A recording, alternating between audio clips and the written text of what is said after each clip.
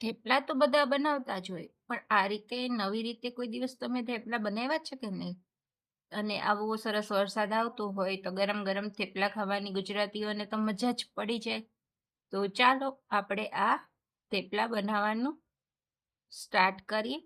તો આ રીતે જો તમે થેપલા બનાવશો તો એકદમ સોફ્ટ અને સરસ બનશે થેપલા તમારા.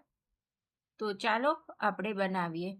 તો એ માટે અડધી મેં દૂધી લીધી છે. મારે મોટી હતી એટલે મેં 2 ભાગ કરી લીધા છે. તો આ રીતે દૂધીને આપણે છાલ કાઢી લેશું અને આ રીતે ઝીણા ગ્રેટરની મદદથી આપણે ખમણી લેશું.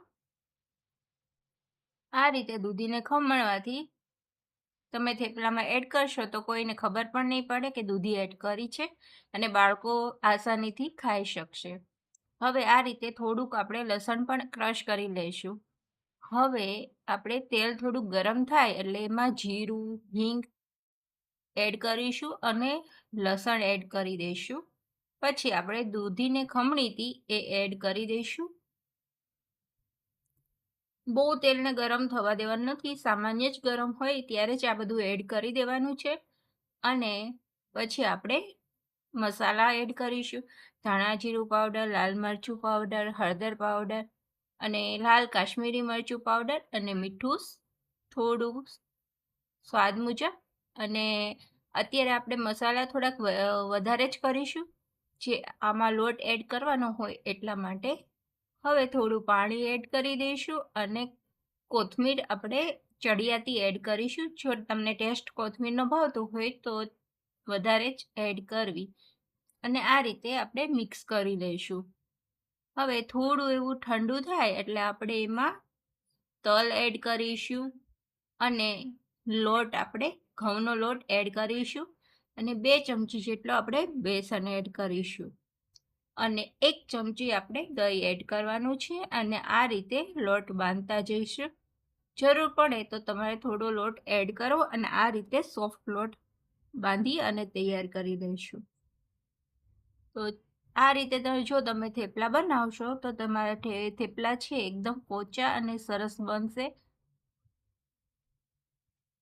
હવે આપણે આ થેપલાને આ રીતે વણી લઈશું પતલા એવા.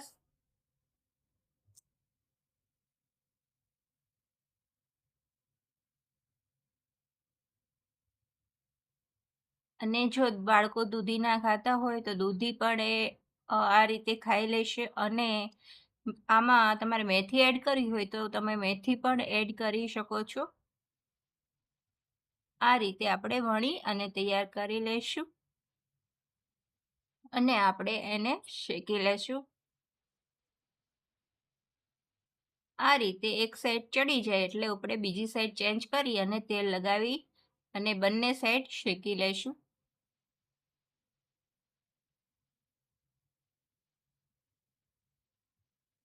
તો આપણા આ થેપલા કેવા સરસ સોફ્ટ અને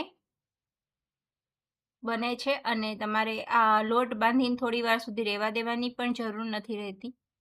તો આ રીતે આપણા સોફ્ટ અને થેપલા બની અને તૈયાર છે. તો આ થેપલાને આપણે સર્વ કરીશું દહીં,